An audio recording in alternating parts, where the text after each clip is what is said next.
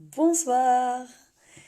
Bonsoir la communauté Existons sans réserve. Bienvenue pour ce live de 18 heures qui était annoncé sur le groupe. C'est un live qui va parler de l'hyper-honnêteté. Donc je sais que c'était un thème qui était vachement attendu par vous. Je vais laisser les gens se connecter parce que je crois que je suis à l'avance. Donc si vous êtes en direct, je vous invite à écrire hashtag direct. Si vous êtes plus tard présent et que vous voyez en replay, je vous invite à écrire hashtag replay. Ce live de ce soir, on en a beaucoup discuté sur le groupe. On va parler de l'hyper-honnêteté à ne pas confondre avec juste l'honnêteté. Donc ça a créé polémique, j'adore ça, c'est fait exprès, hein, c'est fait pour vous titiller, pour vous faire vous rendre compte de vos modes de fonctionnement, notamment lorsqu'on est HP, hein, les hyper, ben, ils sont hyper dans tout. Coucou Laura, tu vas bien? Les hyper, ils sont hyper dans tout. Donc l'hyper honnêteté, déjà, on va essayer de voir la subtilité entre l'honnêteté et l'hyper honnêteté. L'honnêteté, c'est être honnête, c'est-à-dire dire les choses telles qu'elles sont, être droit dans ses bottes, ne pas mentir, être raisonnable, etc. Alors attention, l'honnêteté, c'est subjectif. C'est-à-dire que vous allez peut-être vous penser honnête, mais la personne d'en face va vous croire malhonnête sur un certain point. Donc l'honnêteté est subjective. La définition d'honnêteté est subjective. Alors si vous regardez définition d'honnêteté, il y aura marqué personne honnête. Mais qu'est-ce qu'une personne honnête? Tiens, mais d'ailleurs, mettez-moi des définitions là de personne honnête. Comment voyez-vous l'honnêteté, tout un chacun? Mettez-moi des définitions pour voir la carte du monde que vous avez par rapport à l'honnêteté. Donc l'honnêteté, normalement, c'est être droit dans ses bottes, c'est ne pas mentir, pour moi, hein, pour ma carte du monde à moi. Je vous invite à écrire votre définition à vous. Et donc, c'est dire les choses telles qu'elles sont, ne pas abuser des gens, etc. Être hyper honnête, et moi je l'ai été pendant des années hyper honnête, avec des angoisses si je disais pas les choses, je sais pas si vous vous reconnaissez là-dedans, c'est être trop honnête. C'est-à-dire dire les choses sans réfléchir aux conséquences, dire les choses telles qu'on les pense au moment où on les pense, mais sans réfléchir à ce qu'on va dire, c'est-à-dire être un petit peu comme moi on m'avait surnommé Saint-Jean Bouche d'Or. Saint-Jean Bouche d'Or, en fait ça veut dire je dis tout ce que je pense et c'est acte de bonne foi, certes, mais pas toutes les vérités sont bonnes à dire. Attention, ça ne veut pas dire qu'il faut mentir. L'expression pas toutes les vérités ne sont bonnes à dire ne veut pas dire il faut mentir. Ça veut dire qu'il faut mesurer sa vérité. Alors, Marie, une personne honnête, c'est une personne qui dit la vérité le plus possible et qui n'arnaque pas les gens. D'accord. Alors, Marie, salut Patrick, salut Ludivine. Marie, est-ce que tu penses que ne pas dire la vérité mais ne pas mentir, c'est-à-dire ne pas dire quelque chose qu'on ne nous a pas demandé, c'est arnaquer quelqu'un? Est-ce que si, par exemple, quelqu'un d'obèse se présente à moi mais qu'elle m'a pas demandé comment je trouvais son corps, mais que je lui dis oh t'es grosse toi, ça veut dire que je dis la vérité ou ça veut dire que je dis ce qui est en train de me passer par la tête et que je suis hyper honnête? Arrête de manger, t'es trop grosse, par exemple. Donc voilà. C'est là qu'on parle de honnêteté et je suis d'accord avec ta définition Marie de l'honnêteté et de hyper honnête. Hyper honnête, c'est-à-dire que pas toutes les vérités sont bonnes à dire, c'est-à-dire qu'à un moment donné, c'est un problème de positionnement. Et parfois on ne veut pas blesser, je suis pas d'accord. Moi, je vais dire la vérité si on me pose la question que ça blesse ou pas, mais en utilisant la communication non violente. Petite parenthèse, il y a un atelier demain, il reste encore des places. En utilisant la communication non violente. Le positionnement, il est important. Et c'est là où, et je crois que c'est toi Marie qui avait communiqué ça, c'est là où il faut que tu te poses la question, euh, est-ce que c'est le bon moment? Parce qu'on peut dire une vérité, mais on n'est pas obligé de la dire au moment où on le pense. Parce qu'au moment où on le pense, on est dans l'émotionnel. Est-ce que c'est le bon moment pour la dire? Quelle est mon émotion actuelle? Quelle est mon émotion actuelle? Est-ce que je ne suis pas en train de surréagir? Est-ce que je suis pas en train de balancer un truc sur le moment que je vais regretter par la suite? Parce que ça peut arriver également. Attention à la part émotionnelle. Et est-ce que c'est le bon moment sur le plan moment et sur le plan émotionnel et pour moi et pour la personne en face? Et ça, c'est assez antithétique parce que en même temps, on se dit ouais, on est honnête, on veut dire des choses, et en même temps, des fois, on ne respecte absolument pas le moment de la personne d'en face. Et c'est là où je parlais d'égoïsme. Et c'est là où, attendez, j'ai pris des notes. Oui, et c'est là où quelqu'un a dit, je crois que c'est Gaëtan qui a dit, la vérité nous rend libres. Mais libres par rapport à qui? Ben, libre par rapport à toi, si je comprends bien. C'est-à-dire, c'est libre, mon cerveau est libéré, parce que j'ai dit la vérité. Donc, quelque part, je suis libre, de manière égoïste, j'ai dit la vérité, mais peut-être qu'en face, elle n'avait pas envie de l'entendre à ce moment-là, cette vérité. Donc, c'est pour ça que je dis que des fois, l'hyper-honnêteté est égoïste, et pour l'avoir vécu et pour l'avoir faite, le fait d'être hyper honnête, on est pris en hyper-honnêteté en disant tout ce qu'on pense comme ça. Euh, on est pris dans une sorte d'angoisse, c'est-à-dire j'ai besoin de le dire pour me libérer parce que si je le dis pas, ça va à l'encontre de mes valeurs d'honnêteté. Et le problème, c'est qu'on ne calcule pas le moment, l'émotion, tout ça. Et donc, c'est là où je parle d'égoïsme. C'est-à-dire que des fois, on va dire des vérités pour nous soulager nous-mêmes, pour soulager cette angoisse, cet étau qu'on a, alors qu'on pourrait attendre un petit peu et mesurer nos mots, nos propos. Ça veut pas dire ne pas être qui on est, mais ça veut dire le faire avec intelligence et être un peu plus flexible plutôt que de balancer les choses à la gueule de quelqu'un. Et là, en fait, les rapports seraient vachement plus adoucis, et pour nous, et pour eux. Et c'est là qu'en fait, je parle d'hyper-honnêteté, c'est cette angoisse qui nous engonce quand on veut absolument dire le truc à l'instant T. Alors, s'il y a des gens qui ont ressenti déjà cet étau-là, le fait de pas dire les choses et que ça devient ça devient angoissant, mais n'hésitez pas à mettre un pouce en l'air, parce que moi, je l'ai déjà ressenti, c'est-à-dire c'est tellement angoissant pour moi qu'il faut que je la sorte, cette vérité, parce que sinon, c'est moi-même qui suis en mal-être. Est-ce que ça vous est déjà arrivé de ressentir un truc comme ça? N'hésitez pas à mettre des pouces en l'air si ça vous est déjà arrivé, que je sache qui est concerné par ça. Et effectivement, donc la vérité libère, mais il y a un côté égoïste dans la vérité. C'est-à-dire, je me libère moi de la vérité également, je me libère moi de la vérité que je suis en train de dire. Être honnête, c'est également se remettre en question. C'est-à-dire, moi, je suis honnête, et c'est là où je vous demandais la définition de l'honnêteté en dessous, c'est moi, je suis honnête par rapport à ma carte du monde, par rapport à ce que je suis moi, mais est-ce que la personne de face de moi a la même carte du monde que moi, ou est-ce que je ne suis pas en train de lui prêter mes intentions à moi? Peut-être que elle a une honnêteté, mais que ça n'est pas la même. Peut-être que cette personne, elle est hyper loyale, mais en termes d'honnêteté verbale, ben, c'est pas son délire. Mais par contre, elle est loyale, donc elle est honnête également. Voyez? Et là, on revient à la PNL, la programmation neurolinguistique, et donc à la notion de carte du monde. C'est-à-dire que souvent, je prête mon intention d'honnêteté aux autres. Et c'est là où il y a la souffrance. Et c'est là où on parle d'arnaque, et c'est là où on parle d'abus, et c'est là où on parle de ouais, mais lui, il est pas honnête. Non, c'est juste qu'il a pas la même façon d'aborder les choses que toi. Honnête, c'est aussi savoir se regarder dans un miroir. Oui, c'est ça, c'est droit dans ses bottes. Patrick, c'est parfois encore plus égoïste quand on est convaincu de ne pas être responsable de la façon dont c'est perçu. J'ai pas compris, Patrick. Je suis désolée. Attends, je relis. C'est parfois encore plus égoïste quand on est convaincu de ne pas être responsable de la façon dont c'est perçu. J'ai pas compris. Je comprends pas ta phrase, Patrick. Parce que à partir du moment où quelqu'un est convaincu d'une chose, c'est sa réalité. Un menteur. Si, alors, je vais prendre un exemple concret. Quelqu'un qui est en train de vous mentir. Vous savez qui vous ment parce que vous avez eu la même, enfin, je sais pas, sur une situation qui s'est passée. Il y a une personne qui va vous la raconter d'une certaine façon. Vous allez vous dire c'est un menteur parce qu'on me l'a raconté d'une autre façon, ça s'est pas passé comme ça. Mais peut-être que lui il l'a vécu comme ça et peut-être que lui quand il vous la raconte, pour lui il ne ment pas parce qu'il l'a vécu comme ça, mais vous pensez que c'est un menteur parce que vous êtes convaincu que ça s'est pas passé comme ça. Donc le fait d'être convaincu de quelque chose, quelque part, on est honnête. Si moi je suis convaincu de ce que je dis, ça veut dire que je suis honnête dans ce que je dis. Même si ce que je dis, c'est de la merde. Désolé pour l'expression. Vous voyez ce que je veux dire? Attention avec le mot être convaincu. Être convaincu, ça veut dire qu'on est honnête avec soi-même.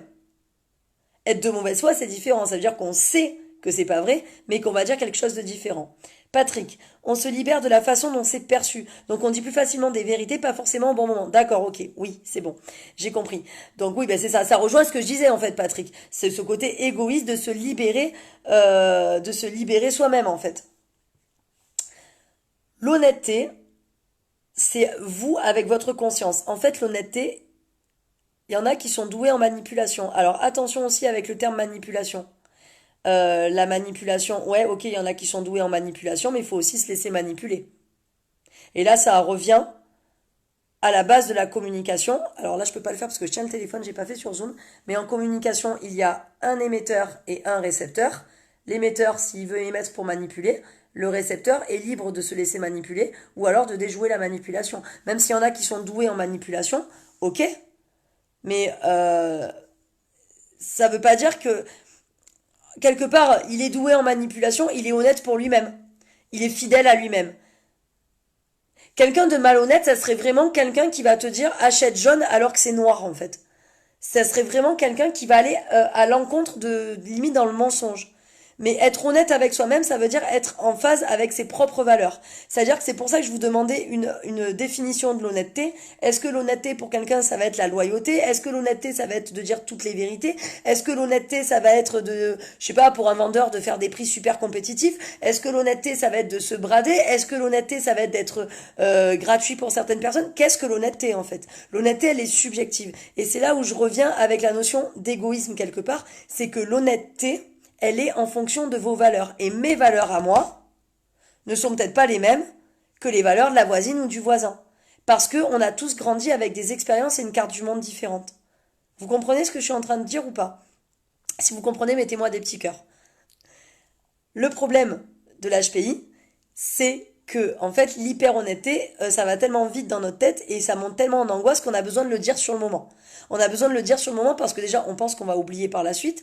On pense qu'on a les idées qui vont tellement vite qu'on a besoin de libérer le cerveau en disant les choses telles qu'elles sont, et ça conduit parfois à des conflits, malheureusement, et à des problèmes de positionnement, à cette fameuse sensation de décalage que l'on peut sentir, et du coup, ben, ça nous fait nous sentir encore plus décalés. Et là, c'est là qu'on est dans l'incompréhension.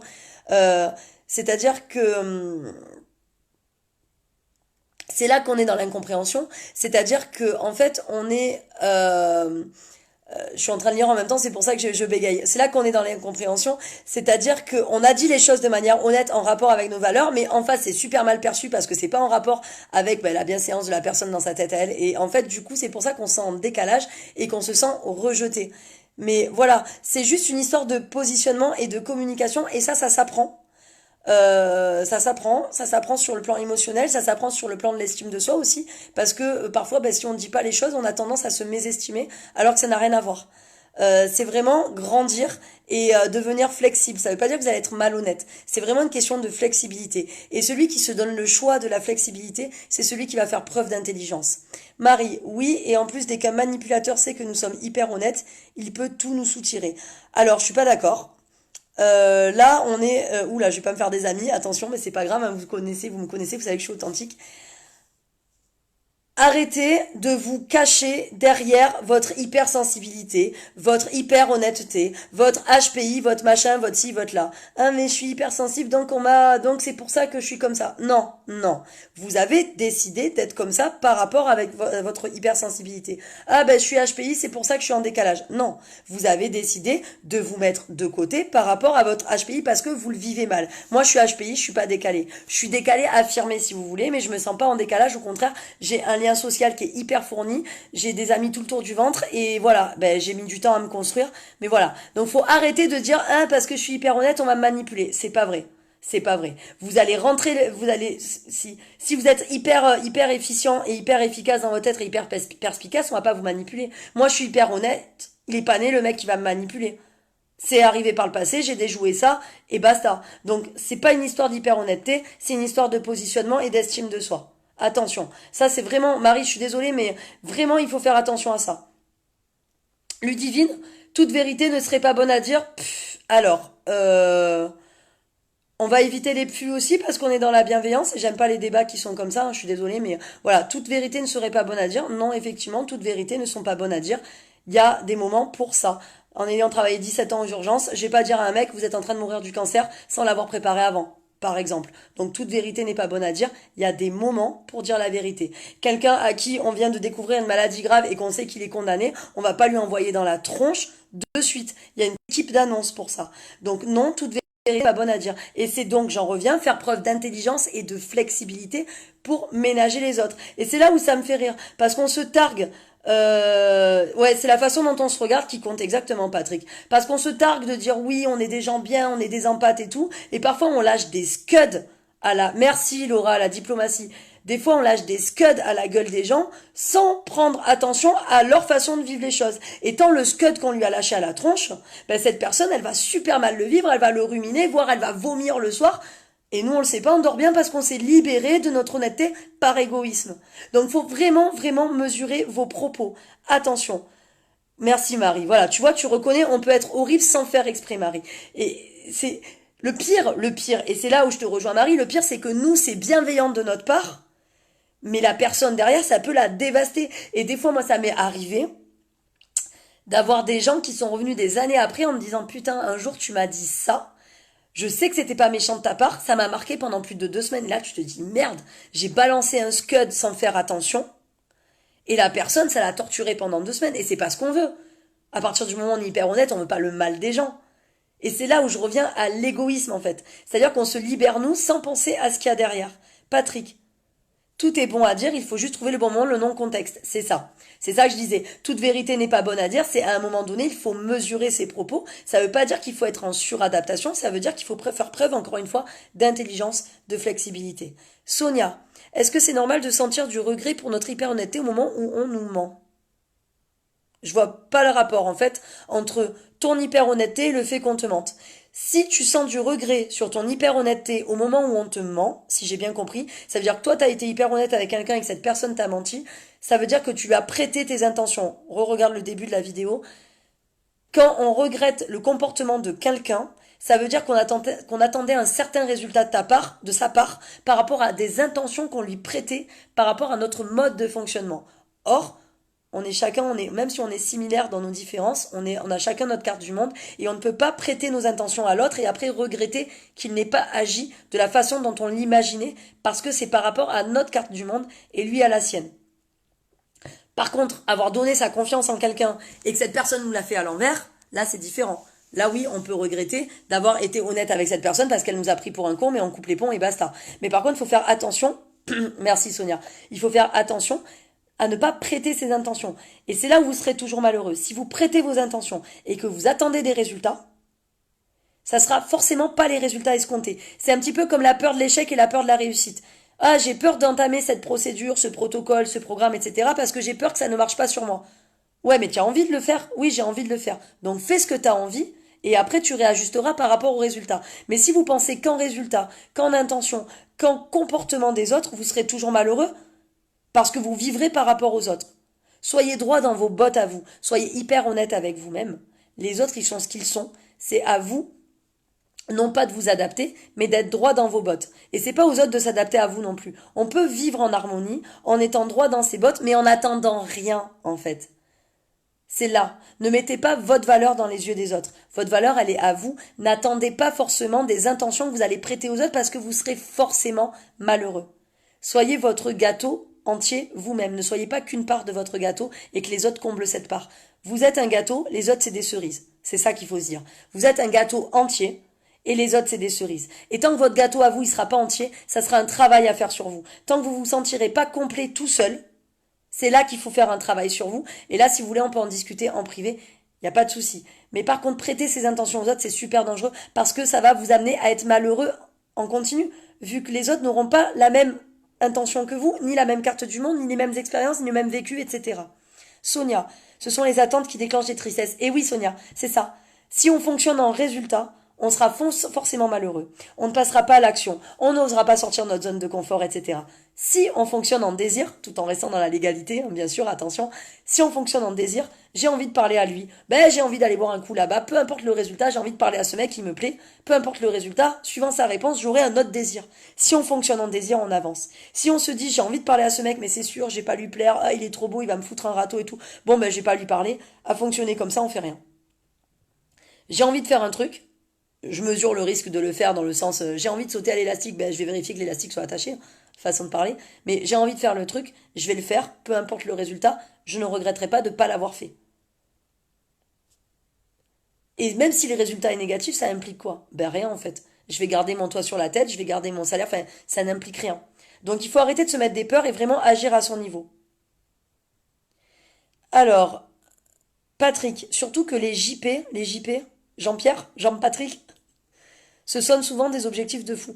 Patrick, tu tapes avec des doigts, t'as des doigts trop, je sais pas, fais un effort. J'arrive pas à comprendre la phrase. S'il te plaît, réécris-la. Frédéric, mais lorsque l'on balance une vérité, c'est que l'on souhaite une réaction de la personne, pas forcément. Pas forcément parce que tout à l'heure je parlais avec une... Ah, les HP, merci. Ouais, Patrick, fais gaffe parce que quand tu écris, j'arrive pas... Ce sonne pareil, je pense que c'est pas ce sonne que tu voulais écrire. Refais-moi une jolie phrase, s'il te plaît. Frédéric, pas forcément parce que quand tu balances une vérité... Et d'ailleurs, tu utilises le mot balancer, ça veut dire qu'il y a une différence entre balancer une vérité et balancer une vérité. C'est-à-dire, il y a dire une vérité de manière bienveillante et balancer une vérité, c'est je vais te dire mais tes quatre vérités. Ça veut dire maintenant je vais te dire ce que tu penses, ce que je pense de toi en t'enfonçant. Le mot balancer, il est fort. Le mot balancer, c'est je vais lancer un scud. Donc il y a deux sortes de vérités. Il y a tu devrais, tu sais, ah, tu pars en biberine là, essaye de voir, regarde, tu es pas bien en ce moment dans ta vie, machin. Il y a cette vérité-là de bienveillance et il y a balancer une vérité. Bon, maintenant, on va se prendre en tête à tête et je vais te dire tes quatre vérités. Attention, pareil, toutes les vérités, ça fait, faites attention du moment, et là j'en reviens à l'émotionnel. Comme elle m'avait dit, c'est Marie qui avait dit ça, je crois, en commentaire, Marie Blabla. Tout dépend de l'émotion du moment. Maintenant, je prends du recul et je regarde dans quel état émotionnel je suis. Si je suis énervée et que j'ai envie de défoncer la personne qui est en face de moi, forcément, les quatre vérités qu'elle va se prendre dans la tronche, c'est à coup sûr, à 90% sûr, que le lendemain, je vais le regretter. Mais ça sera quand même des vérités. Mais ça sera des vérités paroxystiques, poussées par l'énervement et appuyées avec des mots forts. Donc, encore une fois, est-ce que c'est le bon moment? Faites-vous, vous savez quoi? Faites-vous la passoire de Socrate. Tapez sur internet passoire de Socrate. Alors, la passoire de Socrate, à la base, elle est utilisée pour les rumeurs, mais vous pouvez l'utiliser pour les vérités. C'est-à-dire, est-ce que c'est le bon moment? Voilà. Est-ce que c'est utile de dire ça à l'instant T à cette personne? Est-ce que c'est utile pour moi et est-ce que c'est utile pour elle? Est-ce que c'est vrai à 100% pour moi et pour elle? Et est-ce que c'est bon pour moi et pour elle? Et si il y a un non à un de ces trois filtres, ne dites pas. Ne dites pas et libérez-vous par rapport à ça. Créez-vous des routines, créez-vous une passoire, créez-vous un filtrage. Moi, depuis que j'ai cette passoire-là, je l'utilise beaucoup, les trois filtres de Socrate, et je l'ai un petit peu adapté à ma sauce. Depuis que j'utilise ça, franchement, je suis vachement moins angoissée de parler aux gens. Je me dédouane facilement de ça. Je mesure et vraiment les relations sont vachement plus apaisées par rapport à ça. Alors, attends. Marie, Marie, elle dit... attends, voilà, ça remonte. Marie, elle essaie de traduire ce qu'a dit Patrick. Alors, j'arrive plus à descendre. Excusez-moi, hein. Ah, Patrick, je suis en voiture. Tu écris en voiture, vilain, c'est pas bien. Je voulais dire que les HP se donnent des objectifs très hauts. Oui, c'est vrai. Les HP se donnent des objectifs très hauts. Il faut les déquiper en micro-objectifs qui se cumulent. Exactement, Patrick. Le HP, il a une anxiété de performance. Et ça fait partie de la... et pareil pour les vérités. Il faut les mettre en morceaux, ça passe mieux. Oui, c'est ça. Le HP, il a une anxiété des performances, ça va avec l'hyper-honnêteté. L'anxiété de performance, c'est quoi? Ben, c'est tellement facile pour nous de faire certains trucs que déjà, on n'est pas très persévérant. Dès qu'il y a un truc compliqué, sauf si on s'est donné un objectif, mais un truc compliqué, ben, ça va nous saouler. Genre, regarder une vidéo de plus de 6 minutes, si on n'accroche pas de suite, même pas je la regarde.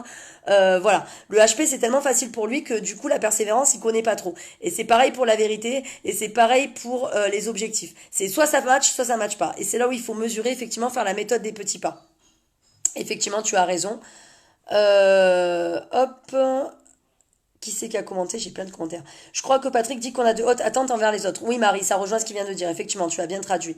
Donc, ouais, ça, il faut faire attention aussi avec notre propre capacité, notre propre potentiel à nous. Sonia, je suis en plein dedans. Anxiété de performance et anxiété anticipative. Sonia, eh bien, bienvenue au club. C'est le club des HP, après le club des 5. Sonia, si tu veux, on pourra en parler en MP, en message privé, de l'anxiété de performance, qui rejoint l'anxiété anticipative quelque part. Hein. C'est également l'anxiété de réussite, l'anxiété de performance et tout ça. Tout ça est relié. C'est, je sais pas si tu es HP, Sonia, mais ça va, c'est inhérent à la fonction. Hein. Quelque part, ça va avec le packaging. Donc voilà, j'ai vraiment essayé de démêler tout ça avec ma carte du monde à moi, avec ma vision. Comme je dis, personne n'a raison, personne n'a tort. Encore une fois, ça prête pas à polémique. Il n'y a pas à dénigrer la vision de quelqu'un ou la vision de quelqu'un d'autre. Il n'y a pas à fouter quelqu'un ou voilà. Il n'y a pas de ouais, elle dit de la merde ou pas. C'est pas ça. C'est personne n'a raison, personne n'a tort. Juste, il y a des visions plus aidantes du monde. D'accord? Et des fois, on est engoncé dans notre propre réalité. Mais quand on se retourne et qu'on se rend compte qu'on est à l'origine de conflits, qu'on se sent en décalage permanent, qu'on se dit putain je comprends pas, pourtant je dis les choses de manière bienveillante et je suis refoulée, les gens le prennent mal donc du coup je m'isole et tout, à un moment donné il faut se poser des questions. Il faut se poser les bonnes questions. C'est pas aux autres de dire, ah ben, je suis comme ça et c'est à eux de s'adapter, sinon je m'isole et je me prends 18 chats et je suis la vieille isolée au chat comme dans les Simpsons. Vous serez pas heureux comme ça. À un moment donné, faut analyser. Ok, ben, ce mode de fonctionnement-là, ça marche pas. Qu'est-ce que je peux faire pour que ça marche et que ça soit en accord avec mes valeurs? On le fait dans le travail. On le fait dans le sport. Tiens, ce sport, il me plaît pas, j'arrive pas à faire ça de telle manière. Quelle position je vais prendre pour que je sois performant dans tel sport? Ben, on le fait dans la vie, en fait. Si vous voyez que votre mode de fonctionnement, il vous crée du mal-être par rejet, il vous crée du mal-être parce que après vous pleurez, vous ruminez, vous regrettez, vous culpabilisez, changez votre mode de fonctionnement. Alors, c'est plus facile à dire qu'à faire. Il y a un travail derrière. Mais il y a des outils, il y a des personnes qui sont là pour vous aider. Choisissez votre coach. Tant qu'à faire, choisissez-moi, puisqu'on est là. Mais ce que je veux vous dire par là, c'est là qu'il faut commencer à se remettre en question et à être objectif sur vos qualités et vos défauts à améliorer. Ouais, alors Ludivine, moi je suis très franche. C'est authentique. Voilà, je fais partie des gens franches, donc merci d'apprécier ça. Je serai jamais malveillante. J'accepte inconditionnellement tout ce qu'on va me dire. Par contre, si je trouve que ça déborde, je vais recadrer gentiment. Marie, c'est fou quand même. Ben ouais, c'est fou, mais c'est ça qui fait la beauté de notre diversité et de nos différences. Et encore une fois, on est tellement similaires dans nos différences et c'est ça que j'apprécie. C'est qu'au final, on se retrouve là, dans un petit salon, dans dans un petit live, mais parce qu'on est similaires. Alors, Frédéric, mais quand la vérité que l'on tait parce que ça ne sera pas bénéfique pour l'autre, il est difficile pour moi de vivre avec. Comment lâcher prise? Ah, mais alors, intéressant, très intéressant ce que tu viens de dire, Frédéric. Regarde, allez, et c'est là que je vais rebondir sur également il y avait David qui avait rebondi, qui trouvait que le mot angoisse était fort, et c'est là qu'on en revient à la dualité interne. On recommence. Mais quand la vérité que l'on tait, parce que ça ne sera pas bénéfique pour l'autre, il est difficile pour moi de vivre avec. Ah, comment lâcher prise? Fais-toi le filtre de Socrate, encore une fois. Est-ce que c'est bon pour moi, mais est-ce que c'est bon pour lui? Donc du coup, je vais lâcher une vérité qui ne va pas être bénéfique pour l'autre pour me libérer moi de manière égoïste quelque part. Et c'est là qu'on en revient à l'angoisse. L'angoisse, quelqu'un trouvait que c'était un mot fort. Je vais faire une petite parenthèse sur l'angoisse. La peur, c'est la peur de ce qui va arriver. Ok, quand on a peur de quelque chose, c'est que on fait un plan sur l'avenir qui va arriver et on a peur d'un truc qui pourrait arriver.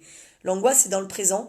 L'angoisse, c'est une dualité présente. C'est un étau qui a là, qui nous angoisse. Et là, elle vient de la décrire très bien, Frédéric. C'est j'ai envie de dire une vérité pour me libérer, mais je sais que ça va pas être bénéfique pour l'autre. Donc, je suis prise dans une dualité interne qui va m'angoisser. Comment faire pour lâcher prise?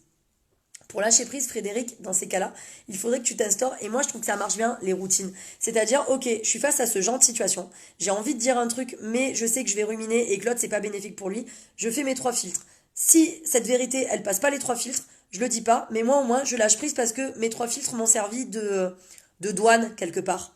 Enfin, en tout cas pour moi ça marche bien les 3 filtres. C'est est-ce que c'est bon, est-ce que c'est utile, est-ce que c'est vrai. Souvent c'est le utile qui tombe. C'est-à-dire que tu regardes même pas par rapport à l'autre, souvent c'est le utile qui fait tomber ma vérité.